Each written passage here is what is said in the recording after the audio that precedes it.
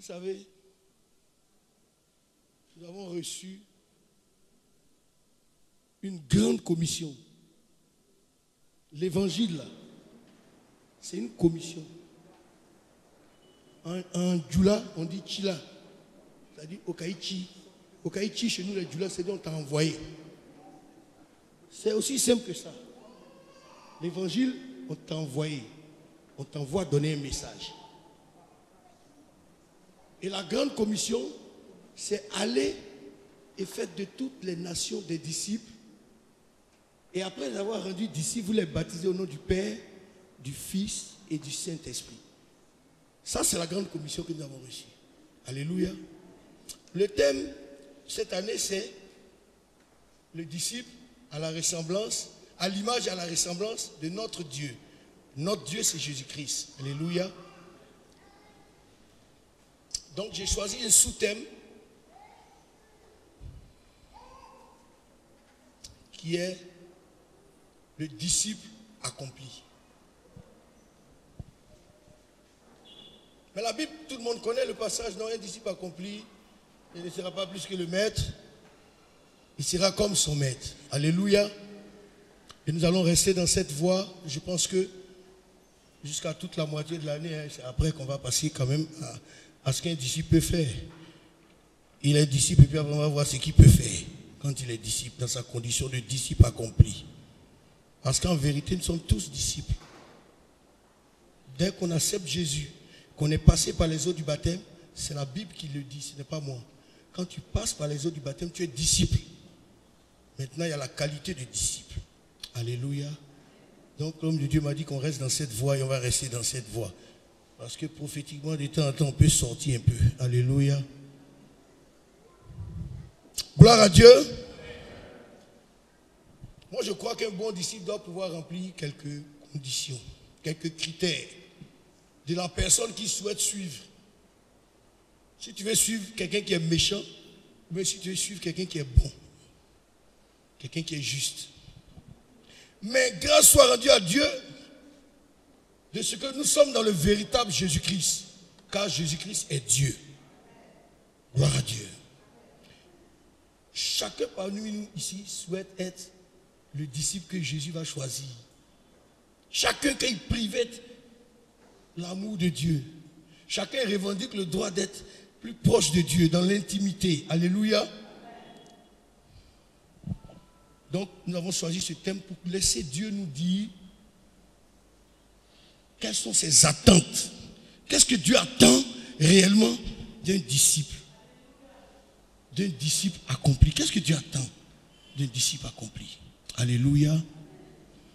Nous allons lire Lévitique 21, à partir du verset 16 jusqu'au 24. Mais on va plus travailler jusqu'au verset 20. Et le message, je pense qu'il va être positionné dans notre esprit et dans nos cœurs. Que Dieu ouvre ton cœur ce matin pour la parole. Le cantique disait tout à l'heure que si tu entends sa parole, n'endurcis pas ton cœur. S'il te plaît, voyage un peu dans la parole, ça fait du bien. N'endurcis pas ton cœur, ne raisonne pas trop. Laisse les raisonnements. C'est bon d'être un chrétien de Béret, mais analyse, écoute, laisse-toi voyager, laisse-toi transporter par la parole. Parce que la parole va ouvrir ton esprit. Parce que c'est cette épée-là qu'on a reçue. Alléluia. Est-ce que quelqu'un peut lire la parole pour moi, s'il vous plaît? Alléluia. Est-ce qu'on peut projeter? C'est déjà? D'accord? Forcément. Oui, parce qu'en fait, il lit bien. Il y a l'intonation et puis il y a le rythme. Tout le monde veut lire, mais il y a des gens qui ne savent pas lire. Je suis désolé, quand tu ne sais pas lire, tu ne prends pas la Bible pour lire. Parce que ça fatigue. Sois béni, homme de Dieu. Allons-y. Si tu ne sais pas lire, tu laisses. L'Éternel parla à Moïse et dit, parle à et dit, tout homme de ta race et parmi tes descendants qui aura un défaut corporel ne s'approchera point pour offrir l'aliment de son vie. Tout homme qui aura un défaut corporel ne pourra s'approcher. Un homme aveugle, boiteux, ayant les mains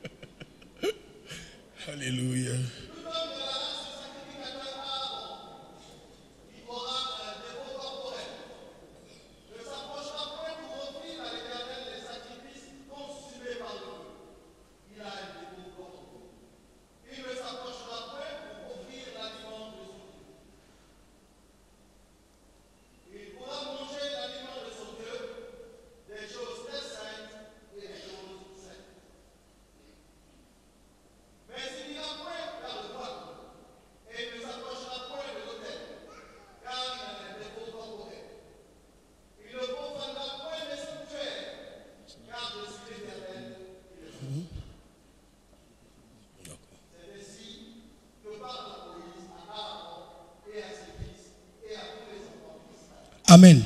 Je veux qu'on retienne à tous les enfants d'Israël. Parce que quand le test commence, il est en train de parler qu'à la sacrificature. Mais à la fin, il dit et à tous les enfants d'Israël. Donc nous sommes tous concernés par ce test. Alléluia. À la fin, on va rebondir dans le Nouveau Testament pour que vous puissiez fixer ça correctement. Alléluia. Ça paraît un peu comme ça, mais on a simplifié. Alléluia. Vous voyez, dans ce test, l'Éternel parle à Moïse. La Bible dit, l'Éternel parle à Moïse, il dit. Dis à Aaron. Donc quand l'Éternel parle à Moïse, Moïse va parler à Aaron.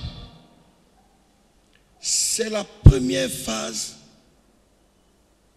du discipulat. La chaîne du discipulat, là, est respectée. Dieu parle à Moïse. Moïse parle à Aaron. Dieu pouvait parler à Aaron. Ou bien il ne pouvait pas parler à Aaron. Mais lui-même, il a mis une discipline. Il faut qu'il y ait une discipline dans la maison de Dieu. Il faut qu'il y ait de l'ordre. Tout le monde parle. Tout le monde parle. Ça suffit. On va aller sur la base de la parole. Ça va nous faire du bien. Dieu parle à Moïse. Moïse parle à Aaron. La chaîne du discipulat est respectée. Alléluia. Pourtant, Dieu savait que c'est Aaron. Aaron est lévitique. Il est lévite, pardon. Mais il a parlé à Moïse. Donc Dieu savait à qui il devait parler pour que lui aussi parle à quelqu'un. Ce sont les différentes étapes. C'est une chaîne de commandement.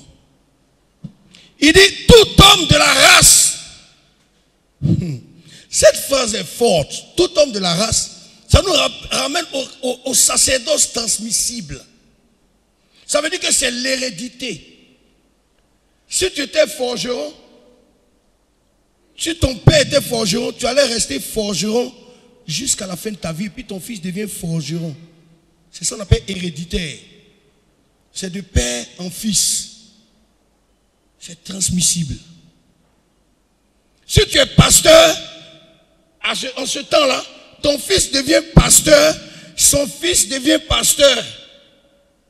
Tu ne peux pas rester forgeron et puis devenir menuisier. Ce n'est pas possible. C'était des castes. C'est ce qu'on appelle héréditaire. De père en fils.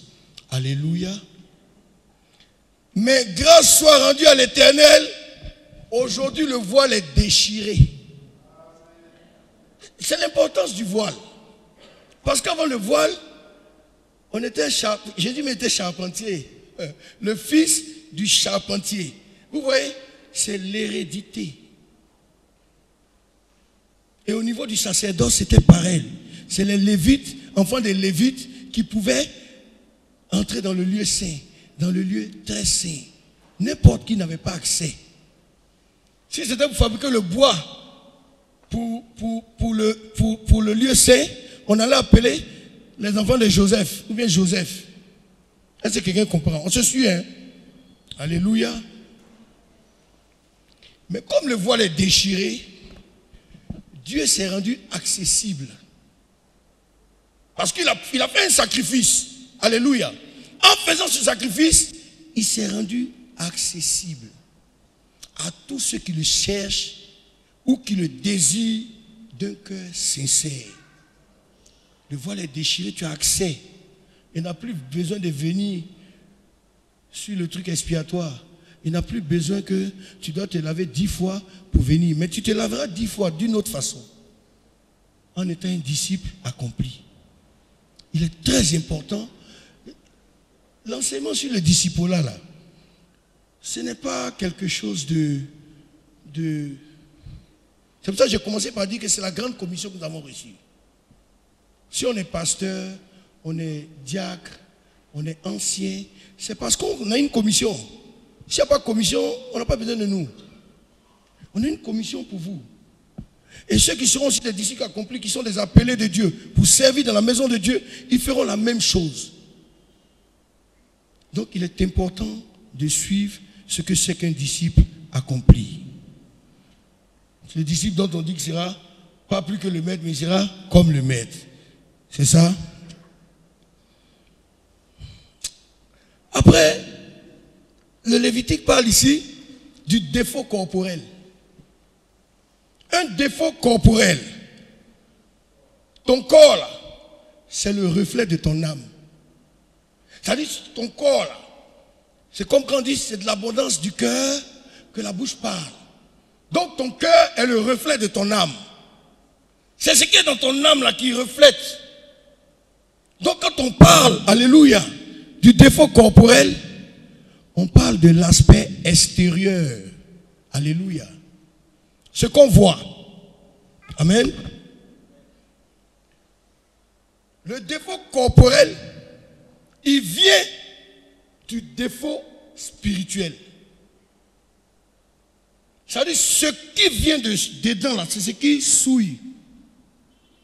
Donc, ton défaut corporel, là, il est lié à ce qui est à l'intérieur de toi. Mais Dieu accepte tous ceux qui ont un défaut corporel quand le défaut spirituel est guéri. Est-ce qu'on se comprend? Le défaut corporel, il est extérieur. Alléluia. Par exemple, je regarde l'homme de Dieu, je dis l'homme de Dieu, il a une grosse tête. Mais quand il parle de tête là, quand tu vois ça en grosse tête, mais il peut avoir une grosse tête à l'intérieur. Quand Dieu guérit la grosse tête qui est à l'intérieur, la grosse tête de l'extérieur là, tu la vois que physiquement, mais Dieu le voit bien. Est-ce qu'on peut se comprendre? Il dit, ne s'approchera point pour offrir l'aliment. Par exemple, on parle de tous les enfants d'Israël. Ce n'est pas que ceux qui sont qui donnent la parole, ceux qui font le sacrifice. Alléluia. Toi-même, en tant qu'être humain, tu disais que tu ne peux pas accepter qu'une personne qui est malade te serve. Par exemple, tu es à la maison, quelqu'un qui a le palu. Toi, tu arrives pour manger, c'est la personne qui vient te servir. Tu as dit non, il est malade, pardon, mais envoie-moi un bien important pour me servir. C'est ce qu'elle a fait. Ou bien tu as visite à un malade à l'hôpital, et puis ton malade, c'est lui qui veut s'élever pour te servir. C'est une combinaison qui n'est pas très fonctionnelle. Alléluia. Alors, il faut que tu te sanctifies. Il faut que tu te sanctifies et que tu sois accompli. Car c'est Dieu seul qui qualifie. La qualification vient de Dieu. Vous allez comprendre pourquoi. Il a cité des étapes ici. Moi, j'en ai dénombré 11. Et chaque étape avait une explication et avait une conclusion. Alléluia. Parce que c'est un enseignement. Alléluia. Il a parlé en premier de l'homme aveugle. L'homme aveugle, c'est l'homme qui est aveugle naturellement. Ça veut dire qu'il ne voit pas clair. Mais il a fait un accident, il ne voit plus. Il ne voit pas. Ça, c'est l'homme aveugle. Alléluia. Mais l'aveuglement spirituel, c'est celui qui n'a pas l'illumination de la parole. Est-ce que quelqu'un m'entend? Il ne voit pas clair. Physiquement comme ça. Donc c'est naturel, on sait qu'il est aveugle. Mais l'aveuglement spirituel, c'est celui qui n'a pas l'illumination de la parole. Alléluia. On peut voir ça en Actes 27, 10. Paul dit, juste cette partie que j'ai utilisée, parce qu'il y a plusieurs détails dans ce passage de Paul. Mais en Actes 27, 10, Paul dit, je vois que la navigation ne se fera pas sans péril. Mais quand Paul est en train de parler au navigateur dans le bateau, le navigateur, là, il a plus d'expérience que Paul. Il navigue tous les jours sur les eaux. Pourquoi toi, Paul, tu peux lui dire, je vois ce que tu ne vois pas. Donc il y a l'aveugle naturel, il y a l'aveugle spirituel. Mais Paul était illuminé par la parole de Dieu, par son intimité avec Christ, par sa revendication, le droit d'être ambassadeur de Christ dans les chaînes. À cause de son zèle, Dieu ouvre ses yeux. C'est pas tout le temps qu'il faut regarder un chrétien et dire elle est trop zélée. Dans son zèle, là, Dieu fait grâce, il ouvre ses yeux. Alors que toi, tes yeux, sans zèle, sont fermés. Paul dit, je vois. Et Paul a vu que la navigation ne se fera pas sans péril. On dit, c'est qui lui là même? Il n'a qu'à aller devant là-bas. Nous, on a trop entendu parole de Dieu. Il va venir nous dire quoi? Je vois. Moi, je ne suis pas venu ce matin pour te demander d'être clairvoyant, ni un voyant. Il y a beaucoup de voyants ces temps-ci. Mais je suis venu te demander d'être éclairé par la parole de Dieu. Parce que la parole de Dieu fait de toi un vrai voyant de Jésus-Christ. Il a fait de Paul ce voyant. Alléluia. Alors, le premier l'aveugle, là, on va conclure en disant qu'un disciple accompli connaît la parole de Dieu. On est d'accord sur ça, non? Que si tu veux être un disciple accompli, il faut connaître la parole de Dieu. Il ne faut pas connaître la parole seulement de ta soeur qui est très chrétienne, de ton pasteur qui est le premier commandement de Dieu. Mais il faut connaître la parole de Dieu. Alléluia. Au deuxième point, on parle d'un homme boiteux.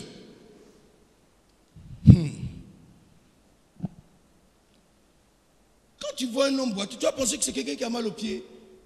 Non, ça peut être un accident, ça peut être une polio. Ça peut être un problème à la naissance, ça peut être un accident de voiture. Mais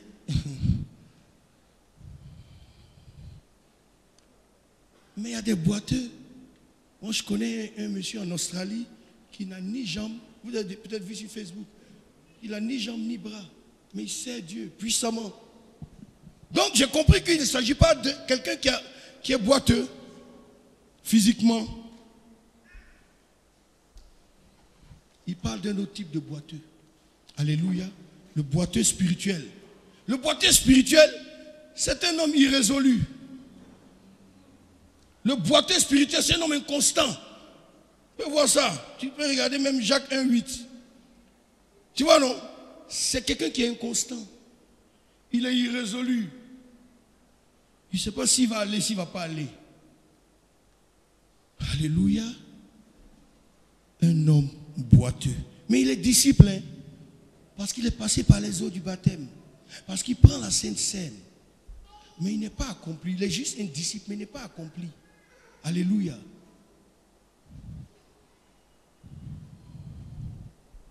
C'est comme, je donne l'exemple d'un malade. Hein. Aujourd'hui, on va aller doucement. Un malade, on a fini de prier. C'est comme on a fini de prier.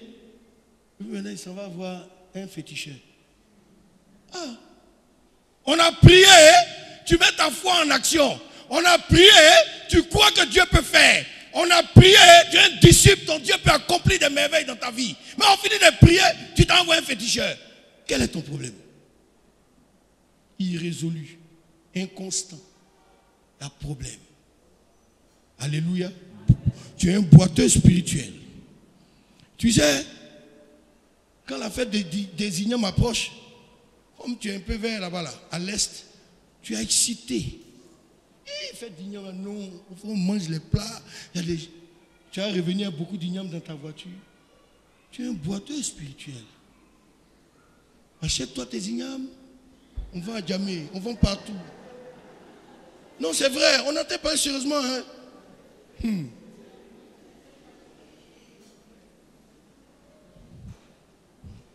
Un boiteux spirituel, un homme accompli à cette étape du boiteux spirituel doit être un homme résolu et un homme constant, ferme dans ses voies et ne pas vaciller.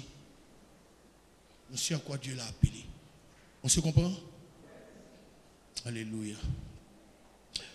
En troisième position, on a parlé de l'homme ayant le nez camus. Le nez camus, ceux qui parlent français, c'est le nez crochu. Quand on dit que quelqu'un a un nez camus, il a un nez crochu. Quand il boit l'eau dans le verre, son nez touche l'eau avant sa bouche. Mais c'est la réalité. Il n'y a pas de hasard dans la parole. Sinon, il a dit, pourquoi Lévitique va parler de ces détails-là? C'est frappant. Il parle du nez camus. C'est le nez crochu. Tu vois comme les nez des anciens Mauritaniens, le nez petit, nez crochu comme ça. Quand il boit l'eau, son nez touche l'eau avant sa bouche. Vous allez comprendre pourquoi c'est dangereux. c'est un nez fuineur, qui fuine.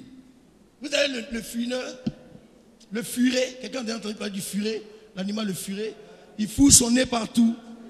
C'est le nez Camus. La parole ne ment pas. Il suffit d'aller un peu en profondeur, tu vas la voir, cette parole. Mais dans les temps modernes, oui, dans les temps modernes, on dit un affairé. Le nez Camus, c'est quelqu'un qui est très affairé. Affaire ne va pas pour le laisser. Il est dans les, on dit quoi? Je parle à quelqu'un qui est disciple, qui est passé par les eaux du baptême. Mais je parle à quelqu'un qui doit devenir un disciple accompli. Ça fait rire, mais c'est la vérité. Si ça peut t'emmener dans une autre dimension, tu dois faire un effort. Là, on dit quoi? Je donne un exemple. C'est-à-dire qu'il se promène dans la semaine, il arrive dans le bureau de pasteur Kakou, bien, madame, maman, pasteur Gebou, pasteur, prophète comment? Et puis il arrive, il rentre dans le bureau. Et homme de Dieu, on dit quoi? Et puis il s'approche. Et homme de Dieu, c'est quel bon d'essence qu'il y a là? On entend, il y a un bon d'essence d'une valeur de 10 000 francs par exemple. Ah, pasteur, qui t'a donné ça? Mais j'ai en train de te parler du disciple au nez crochu. Il va dire, hé, mais pas ça. Prophète, qui t'a donné ce bon d'essence là? Oh, c'est le frère là. Kwamena là, c'est lui qui m'a donné. Ah bon? Kwamena travaille quand il peut te donner un bon d'essence. Mais Kwamena travaille où? Il faut lui dire à quoi? Quitte dans ça. Faut répondre. Il faut corriger les gens. Souvent on trouve que c'est un peu les gens qui sont complaisants. On trouve que ils parlent mal. Hein. Non, c'est une mauvaise satire. On laisse ça, quitte là. Faut quitter, quitte. Faut lui poser une question là-bas. Au lieu de dire gloire soit rendue à l'Éternel, on bénit le frère Kwamena qui a pu te donner un bon exemple. Lui dit comment il a fait? Et puis il va garder ça, il va demander à Kwamena, toi tu es bon et puis tu ne me donnes pas aussi. Ça, c'est le disciple au nez crochu.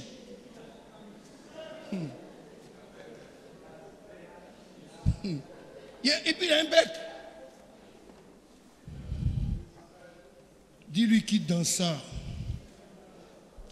En ce troisième item, on peut dire qu'un disciple accompli, il ne doit pas être envahissant. Parce que ça, c'est être envahissant. Tu ne peux pas tout savoir. Il faut laisser des choses vont te dépasser un peu. Au quatrième, on va parler d'un homme ayant un membre allongé. Mais dans le texte, vous voyez, il a mis la virgule, tu as l'impression que c'est le nez Camus ou allongé.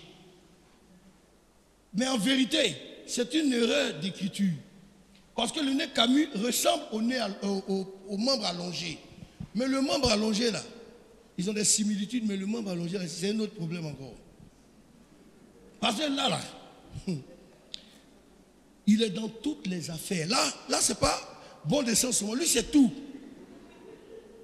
C'est un affairé à souhait. Lui, on l'appelle le Wi-Fi spirituel. Partout où il va, il est connecté dans l'affairage. C'est un Wi-Fi naturel. Pourtant, il est disciple. Pourtant, il est passé par les eaux du baptême. Pourtant, il vient à l'église. Attention. C'est un truc qui est trop lourd. Quand les gens croient les disciples, oh non, on est tous des disciples, il faut laisser ça. On n'est pas tous des disciples. Hein. Parce que quand tu vois ça, tu sais qu'il y a un problème. Un disciple accompli doit être sobre et réservé. Prompt à écouter et lent à parler. En même temps que je te montre le défaut, je te montre la solution. Hein. Alléluia. Il va prendre faire photocopie, on va donner à l'homme de Dieu, il va mettre à votre disposition. C'est important. Pour ceux qui prennent les notes, soyez bénis. Au cinquième, parce qu'en vérité c'est 11. 11, moi je me suis dit, depuis quand j'ai voulu donner le thème, j'ai dit un disciple accompli, j'ai échangé un peu avec le pasteur, j'étais un peu souffrant, je voulais mettre l'équipe nationale.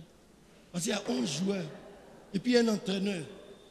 Parce que ce sont les attentes de l'entraîneur.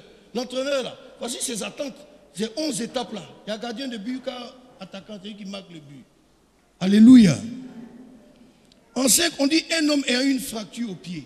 En fait, au pied ou au bras, hein. Là, tu es plombé. Si tu as une fracture, tu es plombé, frère. Mais qu'est-ce qui peut te plomber? Un disciple, qu'est-ce qui peut plomber un disciple? De sorte qu'il ne soit pas accompli. C'est ton témoignage. Quand tu as une fracture au pied ou au bras, ça veut dire que dans ta marche, un moment, tu es plombé. Tu es plombé parce que tu as pris une... Tu vois pas les blancs, c'est un peu trop intelligent. On ne peut pas faire sans eux. Parce que les blancs, ils n'aiment pas Dieu, tout ça. Mais au fond, ils partent sur la base du rocher. Il dit, il a pris un plomb dans l'aile. Si tu as pris un plomb dans l'aile, tu es plombé. Oh, la Bible a dit ça avant les blancs. C'est dans la Bible. Lévitique. Pourquoi? Parce que dans ton témoignage, il y a toujours un mais. C'est le mais là qui est le problème du disciple au pied fracturé ou au bras fracturé. On dit la sœur là, si tu as besoin de soutien, de prières, non, elle vient chez toi, elle habite avec toi, elle va prier, vous allez prier, elle ne dort pas. Mais, il ne faut pas laisser ton sac ouvert. Hein? Parce qu'elle a un problème de kleptomanie. Alléluia. Voilà quelqu'un qui est bien, mais son témoignage le plombe. On dit le frère qui est là, non, c'est un bon frère dans le Seigneur. Mais si vous faites une mini-veille, ne le laissez pas les filles là. Hein. Ben lui, il ne joue pas à ça. Mais il est disciple. Oh. Il est disciple de Dieu. Parce qu'il a reçu le message de la conversion. Il a accepté Jésus. Il a été baptisé par les eaux du baptême. Il est sorti des eaux. Et il a même reçu le baptême du Saint-Esprit. Mais il n'est pas accompli. Parce qu'il doit corriger quelque chose. Ça, en 5e partie, c'était la fracture. Donc, c'est le témoignage. Be careful. Faites attention. Il faut veiller. Sur l'huile là. Il faut veiller. Comment toi le frère, tu pries, tout le monde est fan de toi. Tu es un ban dans la prière. Quand tu arrives dans une maison, tu nous réveilles. Mais si on te laisse les servantes qu'on s'en dormir un peu, tu es grave. Regarde. Regardez, je vais vous expliquer juste un petit témoignage. C'est pas moi qui l'ai vécu, mais je connais le témoignage. Vous savez qu'à Yopougon-Sidessi, pour prêcher l'évangile, c'est la chose la plus difficile. À Yopougon-Sidessi. Oui. Parce qu'il y a un témoin ancien qui existe là-bas, qui a plombé l'évangile. Il y a un groupe, ils sont allés prier. 2 jeunes, chaque fois ils allaient prier. Vraiment, ils soutenaient les familles. Parce qu'on peut tomber souvent par le malin. Hein. Ce n'est pas parce qu'on veut. L'esprit est bien disposé, la chair est faible. Hein? Mais il faut bien disposer l'esprit. Ils sont arrivés assis ici. Ils ont tellement commencé à faire l'œuvre, il y a longtemps, hein, il y a quelques années, faire l'œuvre de Dieu de façon puissante. C'est un témoin d'un vieux père à moi. Parce qu'on a des dévanciers dans la foi. Les 2 jeunes là, quand ça commence, ils font ministère. Mais ce jour-là, le premier a commencé à faire ministère. C'est comme une cellule.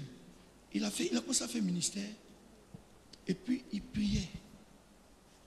Pendant qu'il était en train de prier, son deuxième, qui reprend au micro, tu vois comment ils font, non? Lui, il a fait ministère, l'autre l'accompagne par le micro pour donner la force. Le deuxième est parti dans la chambre des gens, en train de voler. Il est authentique. Mais je n'ai pas vécu ça. Alléluia. Lui-même qui était en train de faire la délivrance, il a fait qu'à ministère, il est arrivé sur une. Quand les gens ont ouvert leurs yeux, il était en train d'avoir des rapports avec la fille. Écoutez-moi bien. On les a frappés. Frère, ça c'est Dieu même. Les a chicotés. Mais tu sais, moi, à l'analyse, moi j'analyse les choses. Après, je me suis dit, il y a quelque chose qui s'est passé. Ce n'est pas forcément leur faute. Ils n'ont pas fait ça au début. Pourquoi c'est à la fin ils vont faire? Mais ils n'ont pas veillé. Et alors, on les a frappés et on les a chassés, poursuivis. Donc, quand les gens arrivent à la psychologie, à la CDC, qui veut faire cellule ou bien évangéliser, hey, c'est pas vous qui étiez les gars là. Et non, nous on ne les connaît pas. Il dit, mais là c'est encore grave. Donc ils sont beaucoup, voilà un autre groupe.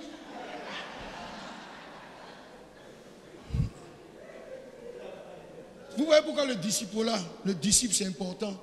Parce que être un disciple t'empêche de gâter le nom de Jésus. Et ils ont gâté, c'est fini. Peut-être qu'ils se sont repentis, ils ont repris leur ministère ailleurs. Mais le témoignage est resté. Que Dieu nous aide à veiller sur nos témoignages. Alléluia. Un disciple accompli doit veiller sur son témoignage. En 6e, on a parlé d'un homme bossu. Comme le bossu de Notre-Dame. Un bossu. Vous connaissez un bossu? Comme l'humoriste, comment il s'appelle? Gouhou, voilà, un bossu. Mais lui, il a bien transformé pour lui. Donc, alléluia. Un bossu, c'est un disciple qui fait le gros dos. Ce n'est pas moi qui dis, c'est la parole qui dit. Avant même l'avènement de Christ. Mais Christ était déjà là, à la 4e dimension, au commencement. Tout a été fait avec lui et son Père. Alléluia. Et le Saint-Esprit. Le bossu, c'est celui qui a le dos rond. En vérité, c'est un orgueilleux. Il a fini avec orgueil. Bonjour. Est-ce que vous pouvez prendre vos Bibles, s'il vous plaît? Est-ce qu'on peut acclamer Jésus? C'est bon, c'est bon, c'est bon. On va passer rapidement à la parole. Bon, c'est par rapport à quoi? Matin, bonheur, tu es sur nous. Il y a des gens comme ça. Et pourtant, il est baptisé. Il est disciple de Jésus. Souvent, mais il prêche même la parole. Mais, comme disait quelqu'un, il est dindon. Il est dindon. Est-ce que tu sais que Satan n'a pas été chassé du ciel à cause de l'impudicité ou bien du vol? Mais c'est à cause de l'orgueil. Parce que la Bible dit quoi? Que Dieu, il résiste aux orgueilleux. Il fait grâce. Quelqu'un a dit quelque chose. Il fait grâce au...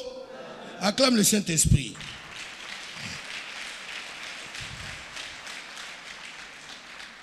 Un disciple accompli doit être humble. Je te donne les solutions que la Bible donne. Le numéro 7, c'est le milieu défensif. Autant pour moi. C'est un homme grêle. Quand on dit un homme grêle, c'est différent d'un homme mince. Un homme mince a de la vitalité. Un homme mince est rapide. Par exemple, si moi je marche avec le serviteur Gouin, il sera plus rapide que moi. La dernière fois, je l'ai vu traverser au carrefour, une parenthèse. Ça m'a fait réfléchir. Quand j'ai ouvert le message, j'ai pensé à rire seul. Et puis, oui, parce que je suis comme ça aussi. Et j'ai vu le serviteur traverser la route au niveau de 9 kilos. 9 kilos bien palmeraie, mais je l'ai vu, il était rapide comme ça. Il se faufilait entre les voitures. J'ai dit, ouais, c'est pas, il est mince. Il nous comme ça là. On met 5 minutes pour arriver là. Lui, il a déjà mis 2 secondes, il est là-bas. Donc, un homme mince a de la vitalité. C'est pour ça que les gens cherchent à maigrir. Sinon, nous serons des gros, toujours. Mais quand tu cherches à perdre du poids, c'est pour avoir de la vitalité. Et c'est la vérité. Par contre, l'homme grêle, le disciple grêle, c'est un disciple maladif, mourant. Fébrile, mais bon, il est plus que ça. C'est-à-dire le disciple grêle, là, il est sec comme un prisonnier. C'est-à-dire, il a un péché emprisonné dans son fort intérieur. Et c'est le péché là qui le consume. C'est comme une sœur. Elle peut avoir fait un avortement. Mais l'avortement s'est mal passé. Elle est disciple. Elle est dans la maison de Dieu. Et puis du coup, on prie toujours pour elle. Mais on prie parce que nous on pense que c'est un palu. Elle sait ce qu'elle a. Mais elle ne te dit pas. Et toi tu pries. Dieu, le Saint-Esprit ne te donne pas la révélation du point clé de la maladie. Tu pries, ça ne finit pas. C'est ça le disciple grêle. Il a quelque chose qui est caché en lui. Donc il est mourant, il est maladif. Je ne parle pas de quelqu'un qui est malade, il est maladif. Il est moins. Tu as compris l'affaire. Tu sais, c'est comme, pour bien élucider cette partie, C'est comme, tu peux recevoir, vous avez quelqu'un à la maison, tous les jours on prie pour lui. Quand tu t'en le matin au travail, il est assis là. Au revoir tonton, bonne journée. Tu le regardes, au revoir tonton, bonne journée. Tu dis, hey, ça va toujours pas? Tonton, moi-même maladie là. Ça va aller, Dieu te fortifie. Tu seras guéri au nom de Jésus. Quand tu prends ta voiture, tu as travaillé. Toute la journée, les anges. Dieu envoie les anges. Le chicote. Souvent même ta femme t'appelle. Ah, ton neveu là, vraiment, il souffre d'aide. Toi, tu es le ministère par lequel ton neveu doit être guéri. Mais ton neveu ne veut pas confesser. Ton neveu gère dans la sorcellerie. Il est venu pour une mission contre toi. Mais c'est toi ton ministère qui doit le guérir. C'est compliqué. Hein? Toi, ton ministère doit le sauver. Mais lui, il est venu pour te tuer. Maintenant, toi, tu pries pour lui, lui, il ne guérit pas. Mais il souffre. Parce que le Saint-Esprit, il envoie des anges prendre soin de toi. Quiconque se lèvera contre toi, tombera. Il tombera. Parce que tu fais pour eux. Si quelqu'un se lève, il tombe. Parce que Dieu t'a choisi. La compagnie qui l'a emmené, les compagnons de Baal, qui l'ont emmené pour te détruire. À un moment, lui, mais il fait comme ça. Tonton, je vais partir au village. Parce que tout ce que tu lui donnes, il va dans ton propre WC, il met l'argent là-dedans, puis il tire l'eau. Tu es sec, toi, mais tu deviens sec, tellement tu sors, tu fais un accident de voiture seulement. Ta voiture tombe en panne, tu ne vois pas clair. Il est là, il est dans tes dents et dans tes reins. C'est pour ça que quand on prie, on dit souvent, Seigneur, fortifie mes reins, fortifie mes dents. C'est parce que les dents sont à l'intérieur de la bouche. On a besoin de solidité. Parce qu'il y a des gens qui sont dans tes dents. Est-ce que tu peux se mettre tes dents et ta tête? Ça est là. Donc tu dois avoir la puissance du Saint-Esprit. Tu dois avoir la grâce de Dieu. Pour que tu sois comme Paul. Tu vois que cette navigation-là ne se terminera pas sans péril. Tu sais, c'est compliqué. Et puis un jour, il demande la permission, il s'en va. Et puis 6 mois après, toi tu culpabilises. Tu dis, hey, moi un chrétien, il est venu chez moi, on a prié des moments, mais rien. Et puis un jour, il revient du village, mais il ne vient plus chez toi. Il est chez un autre oncle à Yopougon. Bon, on va laisser Yopougon un peu, à Bobo. Il est chez un autre oncle à Bobo. Et puis tu apprends qu'il est venu, tu le vois. Hé, petit Eric, ça va? Tu as grossi, hein? Ouais, ça va maintenant. Hein? Il y a 2 cas. Dans tous les cas, il y a 2 cas. Ou bien il s'est repenti, Dieu a fait la guérison, ou bien il est avec eux. C'est que ton oncle, il est là, tu dois faire attention à lui. Est-ce que quelqu'un comprend? On rit, mais c'est la vérité. Un disciple accompli, il doit avoir la paix. Il doit être épanoui spirituellement. On va arriver au 8e, le milieu de terrain. C'est celui qui sert les 2 autres. Les 3 autres. Lui, il a une tache à l'œil. On a parlé de tache à l'œil dans le message. Il a une tache à l'œil. Je suis allé chercher dans Luc 6, 42. Hein. Tout le monde connaît. Tu dis à ton frère, il y a la paille dans tes yeux, alors que tu oublies la poutre qui est dans ton œil. Ça, c'est le disciple qui a la tache à l'œil. C'est un disciple hypocrite. Celui qui a la tache à l'œil, là, c'est le danger. Il est hypocrite. Mais pourtant, il est disciple. Pourtant, il est passé par les eaux du baptême. Il est chrétien. Il a des années de chrétienté. Il a même un témoignage. Mais il a une tache à l'œil. C'est ça. C'est un hypocrite. Il ne voit que les défauts des autres. Lui, il connaît les défauts. Hein. Il connaît les défauts. C'est ce qui me plaît chez Jésus. Il savait tout ça. Il répondait déjà en Lévitique. Il répondait maintenant, il répond après. Il dit, tout le monde connaît. Il dit, Satan vous a réclamé pour être criblé comme le froment. Mais moi, j'ai prié pour vous. Et toi, Pierre, quand tu seras converti, affermis tes frères. Voici la réponse du disciple qui a la tache à l'œil. Quelqu'un qui voit pour les autres, c'est toujours lui le bon, le bien. Mais toi, quand on parle de dire, oh, laisse ça là, on est à faire là. On va dire, tu connais? Lui là, celle-là. C'est partout, à tous les niveaux, à tous les échelons. Nous sommes de grands juges. Avec nos yeux qui ont taches marron, noir, rouge, selon que tu es disposé à faire tellement de mal. L'hypocrisie, c'est dangereux. Quelqu'un t'embrasse comme ça, et puis il a le couteau dans le dos. Pas. Pourquoi? Pourquoi cette tache à l'œil? Il y a d'autres colis qui ne peuvent pas régler. C'est la parole de Dieu qui peut régler. Un disciple accompli, il doit valoriser et affermir ses frères. Ton frère là, même quand il est affaibli là, valorise-le. Ton frère là, même quand ça ne va pas, valorise-le. Comment? Il faut être à lui. Parce que la Bible dit que quelqu'un peut tomber, mais il doit se relever. Mais qui relève quelqu'un qui est tombé? C'est ceux qui sont fortifiés. Fortifie-toi et prends courage. Frère, lève-toi. Mais il est tombé.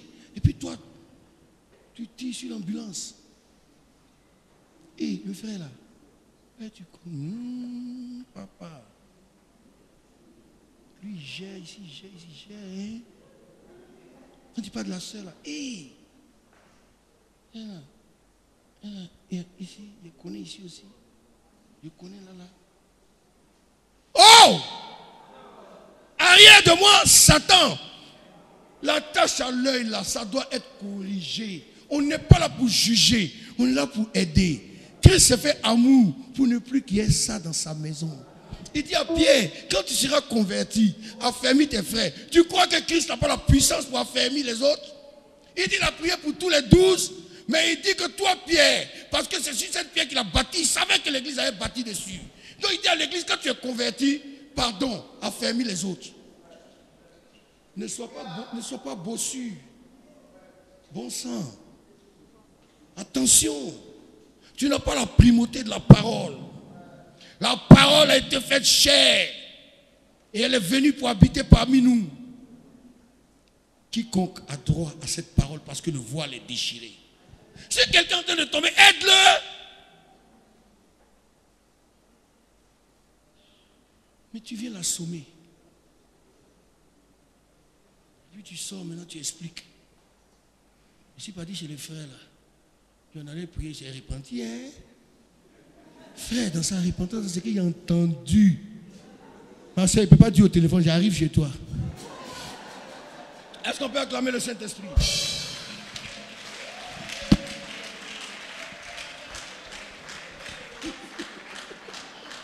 Un disciple accompli doit valoriser et affermir ses frères. C'est Christ qui a dit. Ce n'est pas moi. Un homme, le 9 c'est un attaquant. Un homme ayant la gale. C'est pas moi qui dis, on parle de ça, la gale. Quand quelqu'un a la gale, c'est un homme emporté. C'est un homme qui ne peut pas se contenir. Parce que quand tu as la gale, ça t'écrase. Oui, mais ou bien vous ne savez pas qu'il y a gale partout là-bas. Aïe. Non. Et puis, il est... c'est une affaire, hein. Alléluia. Quand il est emporté là, et puis c'est des trucs qui vont te démanger quand il y a la foule. Quand le soleil est au zénith, là, tu as un côté, un coup, tu es là, tu fais quoi? Quand ça arrive là-bas, c'est compliqué. Alléluia. C'est quelqu'un qui est intempérant. C'est ce que Dieu appelle un disciple galeux. 2 Timothée 4, 3. Après vous lisez. C'est juste des petits passages. Hein. un disciple qui a la gale, mais que Dieu transforme, il devient un homme qui se maîtrise et qui sait se tenir. Pour ne pas être un disciple galeux, il faut te maîtriser, savoir te tenir. Il faut faire attention à ça. Le numéro 10, c'est un maillot que j'aime. Pelé. Un homme ayant la date. Ouais, date. Mais la date, sur le plan physique, naturel, ça peut arriver à tout le monde. Mais ceux qui ne se lavent pas beaucoup ont ça. Je ne suis pas venu pour frustrer les gens. Il y a des gens qui n'aiment pas se laver. Oui. Il y a des gens qui n'aiment pas se laver. Donc, la date, on peut l'avoir aussi par la serviette de quelqu'un. Oui, on peut l'avoir par la serviette des enfants. Souvent, ça nous arrive. Hein. Tu es pressé, tu prends la serviette de ton fils, tu te nettoies. Moi, ça m'arrive. Moi, je vais dans leur chambre, je fais ce que j'ai envie de faire. Souvent, il peut prendre sa serviette, m'essuyer. Mais s'il y a une date, tu vas l'avoir. Mais ça, c'est physique. Je ne veux pas frustrer. Je ne veux pas aller trop loin sur ce sujet. Je ne veux pas frustrer certaines personnes. Mais la vérité, hein, un disciple qui est converti, un disciple, qui veut être accompli, il doit être propre et puis présentable. Un disciple accompli doit être propre et présentable. Se brosser les dents. Parce que souvent on s'indispose, mais on ne dit rien. Si moi il y a un problème, tu dois me dire, frère, tu t'approches de moi, tu me dis, frère, non, tu me déranges un peu. Fais un effort. Oui. Pas dans l'esprit du nez crochu, mais dans l'esprit de dire, frérot, tu as un problème d'haleine, il faut voir, ou bien tu as une carie qui est mal soignée, ou bien tu as un problème de foie, il y a des médicaments, pas chers d'ailleurs. Vous savez, c'est important. Hein? Vous savez que les gens disent ça. Oh, les chrétiens, là, tu les vois qu'ils ne sont pas propres. Parce qu'on gêne toujours. Or, quand tu gênes, tu n'as pas mangé, tu n'as pas bu, et forcément, la bouche est un peu mauvaise. Oui, tout être humain, ce n'est pas quelqu'un que j'accuse. Même nous-mêmes. Souvent, quand tu as très faim, tu as mauvaise haleine. Mais sinon, pourquoi dans les salles de réunion? Pourquoi quand on prêche, on met l'eau? C'est pourquoi? Vous n'avez jamais posé la question? C'est pas parce qu'on a soif. Quand tu parles, à un moment donné, il faut rafraîchir. Alléluia.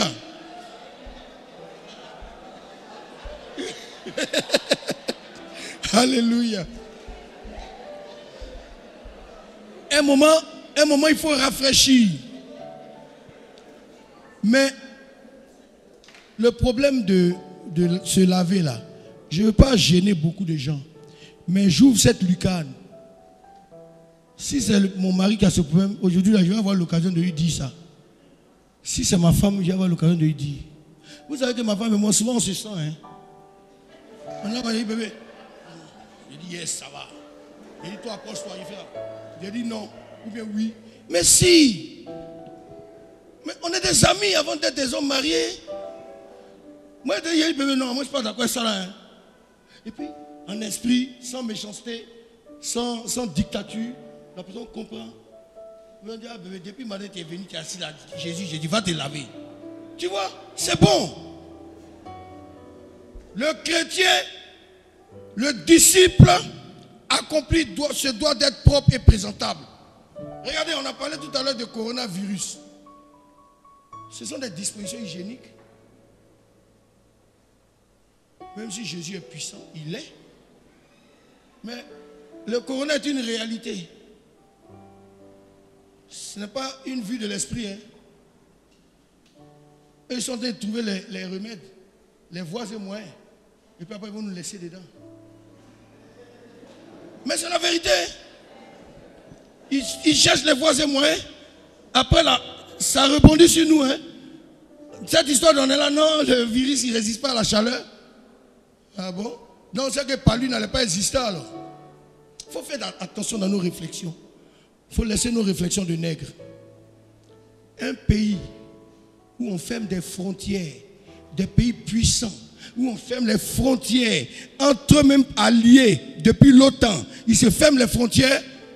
Il faut savoir que la poussière va tomber sur nous. Celui qui ne veut pas penser maintenant pensera demain, verra demain. On doit prier pour notre tête. On ne va pas dire que non, nous en Afrique on prie. Est-ce que toi tu pries plus que ceux qui sont en France? Moi j'ai vu des blancs parler en langue quand mon cœur est mort. Dans la même église de Mulhouse, à Dijon, j'ai vu des blancs, quand ils parlent en langue, ils restent tranquilles. Et puis tu vois la dimension du Saint-Esprit. Donc on ne prie pas plus qu'eux, c'est faux. Nous on aime se faire voir dans la prière. Mais on ne prie pas plus qu'eux. Tu connais les gens qui prient aux États-Unis? Tu connais les gens qui prient au Brésil? Moi j'ai vu des gens, mon cœur est mort. Il te dit en portugais, il te montre ton défaut, ton cœur. Tu dis oui. Donc, arrêtons. Le gouvernement a donné des dispositions. Ça, c'est la petite parenthèse. On ne se salue pas. On ne s'embrasse pas. Et puis, on suit ça. On se lave les mains. On se brosse. On fait attention. On paye du gel antibactérien et on donne à ses servantes et à ses enfants. Parce qu'à l'école, c'est dangereux. Je suis en train de parler à quelqu'un. Soyons propres et puis obéissants. Je referme la parenthèse. Le 11, c'est un ailier, comme Serge Akali Kanga. C'est Akali Kanga. Le 11, il joue à l'aile. C'est un homme ayant les testicules écrasés. C'est pas moi qui ai dit. La Bible dit qu'un disciple accompli ou un disciple qui a les testicules écrasés, mais dans le cas de la femme, c'est une femme qui a les trompes bouchées. Ça te permet de comprendre. Quand un homme a les testicules écrasés, c'est une expression. Ça veut dire qu'il a la stérilité. La femme peut avoir les testicules écrasés, mais la femme qui a les trompes bouchées a un problème de stérilité. Vous savez ça? Souvent d'autres, à l'accouchement, on enlève une trompe, après 2 trompes, et puis on a des problèmes de stérilité. Mais Dieu fait grâce. Oui, c'est la stérilité. Oui, spirituelle. Un homme qui a les testicules écrasés, il doit engendrer des fils et des filles spirituels. Où sont tes fils et tes filles spirituelles que tu as engendrés? Parce que tu peux les avoir engendrés puis tu les as perdus en route. Tu les as engendrés mais tu les as perdus en route. Mais pourquoi tu les perds en route? That is the question. Il faut que tu te lèves et que tu reprennes ta pensée. Il faut que tu questionnes. Qui as-tu engendré? Tu venais avec une soeur à l'église. Tu l'as invitée. On l'a reçue, elle est venue. 2, 3, 4, 5, 6 semaines. Et puis elle ne vient plus. Pourquoi? Du coup, tu deviens stérile. Pourquoi le processus s'interrompt? Pourquoi ça s'arrête en chemin? Qu'as-tu fait pour ne pas enfanter? Est-ce que tes testicules sont écrasés ou tes trompes sont bouchées? Si c'est le cas, il va falloir la chirurgie spéciale du Saint-Esprit pour déboucher et pour enlever l'écrasement de tes testicules. Alléluia! C'est la vérité. Et c'est là-bas que je vais terminer la série des 11 items. Un disciple accompli est un évangéliste pour Jésus. Parce que l'évangéliste, mais le message n'est pas fini. Mais l'évangéliste, merci de m'avoir acclamé, mais je veux que ton cœur acclame le Saint-Esprit. Alléluia. L'évangéliste, c'est quelqu'un qui doit passer tout son temps à annoncer Jésus. En tout lieu, en tout temps. Alléluia. Et il les emmène à l'église et les pasteurs les font asseoir. Et les docteurs les enseignent. Et les prophètes leur montrent leurs défauts. Et puis nous travaillons tous dans la délivrance des âmes. Mais il faille que toi tu sois un évangéliste. Nous sommes tous des évangélistes. Tu ne parles pas assez de Jésus. C'est vrai que c'est frustrant. Il y a des gens qui te parlent mal. Quand tu commences à dire, vous là, pardon, vous connaissez. Pardon, vous laissez ça. Mais tu dois insister. Tu dois persister. Ton problème, Ce qui fait que tu ne réussis pas à engendrer des fils, c'est parce que tu crois que si tu n'es pas de Jésus, il doit automatiquement te suivre. Non. Est-ce que toi-même tu es venu automatiquement? Tu sèmes. Quelqu'un va venir arroser. C'est lui qui fait croître. C'est Christ. Donc il faut rester dans la logique de la parole. Sois illuminé par la parole. Quel est alors notre modèle? C'est sur ça qu'on va conclure. Et je vois des gens qui sont précis, ils ont fait. Oh, la parole, là, ça rassasie. Alléluia. Acclamons le Saint-Esprit.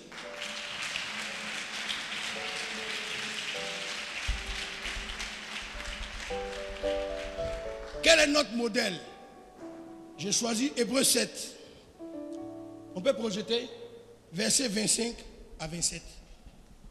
Et le serviteur de Dieu va lire pour nous. Et je vais dire une phrase et ça sera notre conclusion. On a vu le disciple accompli.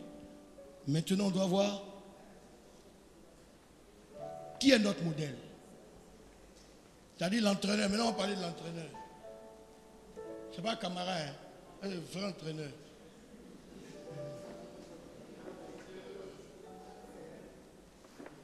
Hébreux 7, 25 à 27. C'est ainsi pour cela. Amen. Il peut sauver parfaitement ceux qui s'approchent de Dieu par lui, Amen. étant toujours vivants pour intercéder en leur part. Il nous convenait en effet d'avoir un souverain Sacrificateur, lui, saint, innocent, innocent, sans tache et séparé du péché. les pécheurs et plus élevé que les cieux. Il n'a pas besoin, comme les souverains sacrificateurs, d'offrir chaque jour des sacrifices, d'abord pour ses propres péchés, ensuite pour ceux du peuple, car ceci, il l'a fait une fois pour toutes en souffrant lui-même. Amen. Jésus-Christ est notre modèle. Et ce modèle-là, il est saint, innocent, sans tache et séparé du péché. Un disciple accompli doit être comme Christ, comme Jésus-Christ. Que Dieu vous donne la force. Est-ce qu'on peut se lever?